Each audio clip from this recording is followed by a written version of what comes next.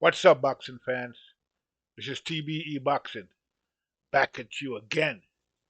Today's topic, El Confrontacion Mexicano, Canelo versus Munguia, the post-fight reaction.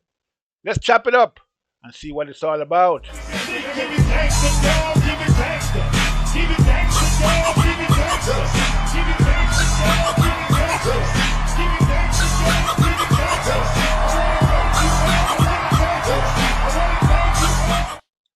Okay, boxing fans, let's talk some boxing.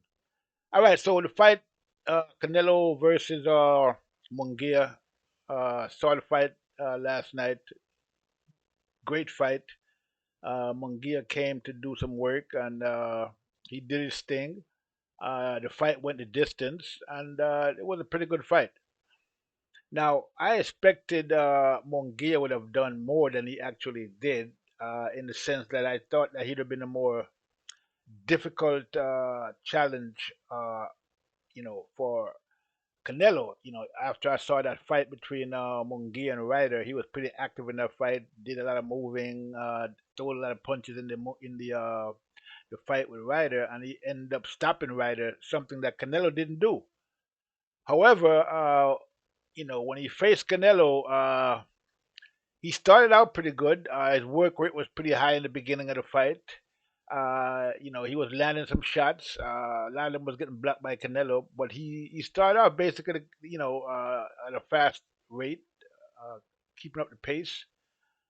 But as the fight went along, the experience of Canelo kind of came to the forefront, and we saw that Canelo kind of, slowly but surely broke Munguia down. Now, I mean, Canelo fought a very intelligent fight. It was a smart fight. It was a strategic fight for Canelo. Okay, he did everything that you're supposed to do when you have an opponent in the ring, like Munguia. A young, strong, live dog opponent. He basically broke him down bit by bit by starting out with working the body. He did a lot of body work. He invested heavily in the body work in the beginning of the fight. A lot of body shots. Some of those body shots was, quite vicious. Not just body shots, but he also, landed a lot of shots up top as well. Uh, Surprisingly, Munguia can take a pretty good shot. I mean, he took some vicious shots from Canelo, and he went down. With a two-punch combination from Canelo. I think it was a left hook and an uppercut, a right uppercut. He went down, and but he got back up, and he kept fighting. But I don't think, after the knockdown that he recovered to 100% from the knockdown. I think the knockdown was, was hurt him pretty bad. He was able to recover enough to get back up and continue to fight, but you can see that uh, after the knockdown, his work rate kind of went down a little bit, and Canelo slowly but surely took over the fight. I mean, he didn't wash Munguia by any stretch of the imagination, but he beat him convincingly. Okay, he beat Munguia convincingly. It was a great performance by Canelo. You know, I didn't expect him to perform that well against Munguia. I thought Munguia would give him a lot more trouble than I saw him, do in the fight. But Canelo, you got to give it to him. His experience came to the forefront, like I said previously, and he basically just steadily, but slowly, but surely, just broke Munguia down little by little until by the end of the fight, Munguia was, pretty beat up. I would think that if Canelo had stepped up the pressure a little bit more, he probably could have stopped Munguia. Okay, but I'm not sure why he didn't do it. Maybe he didn't feel the need to, or he just wanted to carry Munguia, or whatever reason. I'm not sure why, but he kind of, maybe he was just tired. I don't know. Munguia was landing some shots himself, and Munguia, wasn't just standing around like Charlo did. So Munguia put up a pretty good fight. So maybe that's why he didn't want to take a chance and go in and try to finish Munguia. Maybe you think that Munguia might catch him with a shot while he was trying that or whatever. Who knows? But I thought that he could have probably stopped Munguia if he had pressed the gas a little bit more. But for whatever reason, he didn't do that, and the fight went the distance, and he won by unanimous decision. So it was a great fight. Good performance by Munguia. Great performance by Canelo. The lion is still, have his claws. They're not dull as yet. He still has some fire in him, and you know you can't go in there against Canelo half stepping because the old lion still got a bite to him. So it is what it is. Yeah, like I said, it was a good fight. Munguia put up a good struggle, but at the end of the day, uh, Canelo was just too strong, too tough, too much experience. He was just all around a little bit too much for Mengele at this point in his career. Maybe a year down the line, somewhere that we could have saw a different result. But as of now, uh, Munguia had nothing really for Canelo. Canelo, I don't think it was his most difficult fight. Uh, but it was a good fight. But he dispatched Munguia, you know, basically without taking too much punishment in return. So, so much for that. Now, I mean, I kept doing. I'm watching the fight, and I kept like picturing Crawford there in front of Canelo instead of Munguia. And it was kind of hard to picture it, but I mean, some of those shots that Canelo was landing, I mean, like especially the shots that knocked down Munguia. I mean, it was two vicious shots. I'm surprised that Munguia actually got up after those shots, and he was more hurt than he was. Uh, I kind of thought that maybe Canelo would have went after him and tried to finish him off there, but he didn't do that. So, for whatever reason. But it's not like Munguia was like, he was visibly hurt. You know, he wasn't staggering all over the place. He got up, he took the punch pretty well. He got knocked down, then he got back up, and he continued with the fight.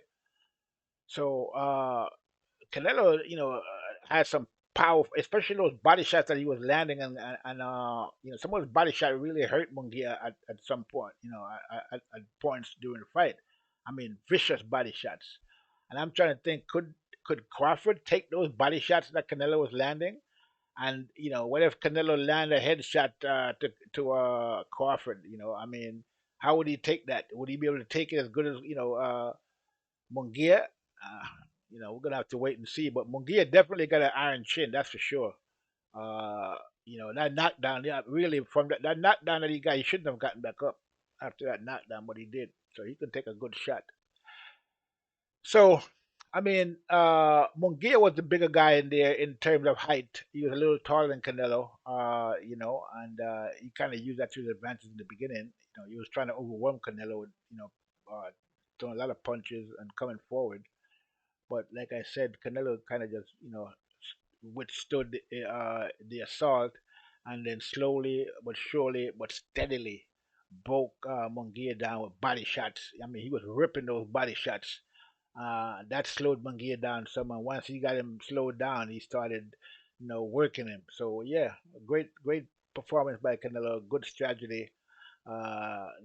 Great fight all around.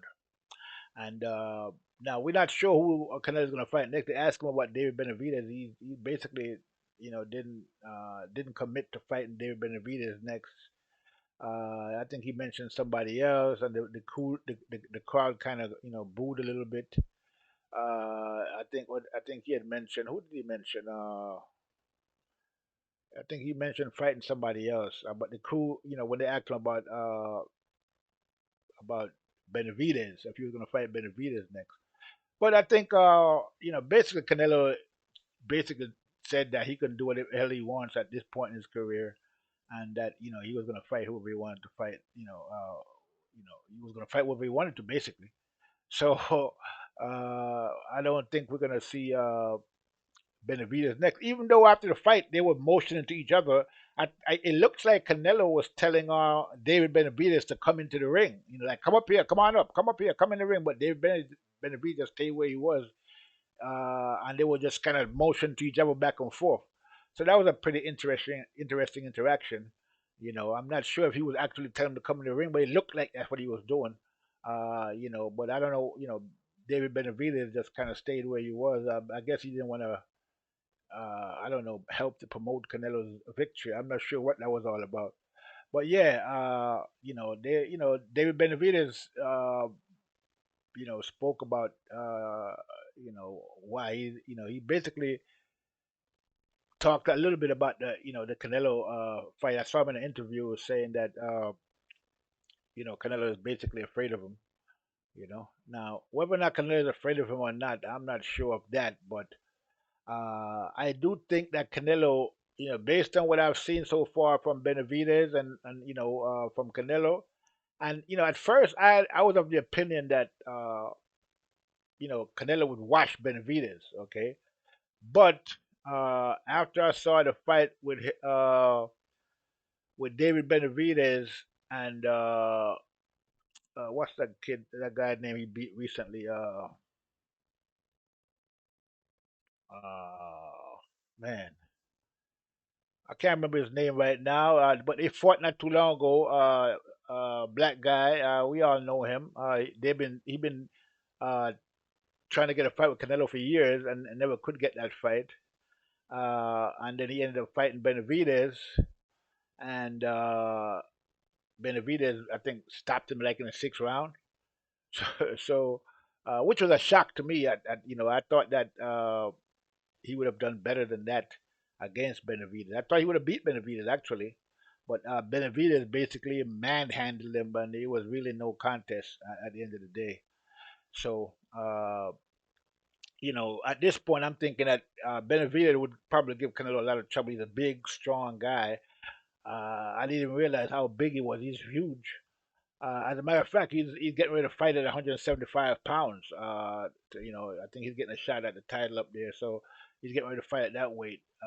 So that's just to show you how big of a guy he is. And we all know that Canelo went up to 150, went up to 175 pounds to fight Bevo, and Bevo beat him, and so that he got stopped. Well, he didn't get stopped. He went the distance, but Bevo beat him.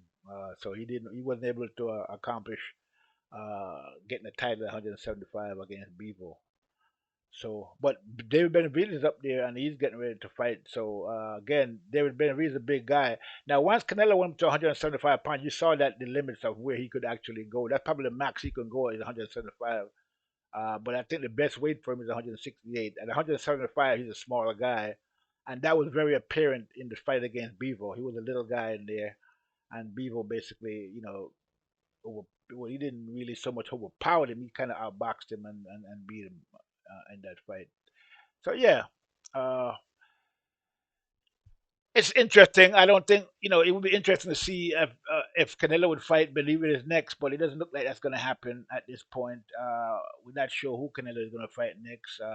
He has a lot of options that he could conceivably end up fighting Crawford next at some point.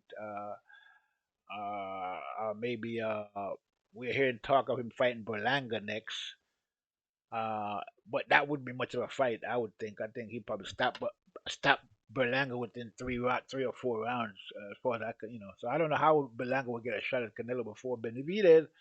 But again, that's boxing for you. A lot of politics, and uh, a lot of people are thinking that Canelo is ducking Benavidez at this point, and based on everything that we know so far and what's been going on, it's kind of hard to say that's not the case, considering the circumstances. Excuse me. But hopefully we might see that fight, but sometime down the line. But more likely we won't see it immediately, and Canelo probably fight somebody else. Who that is going to be, we're not sure, but we'll have to wait and see. So with that said, people, I'm going to leave it there. Again, congratulations to Canelo. Congratulations to Munguia. Great performance by both guys. A great fight. Canelo won convincingly, and this is where we are with that. So with that said, I'm going to leave it there. This is TBE Boxing saying I'm out. Got the money from man, pretty bitch, gotta show me titties. This is the life that I chose, huh? On the block with the pole, huh? This is the life that I chose, huh? On the block with the pole, huh? That's life before riches, huh? And I got the glaze, you run up on me, I'ma make you get it. I'ma make you get it.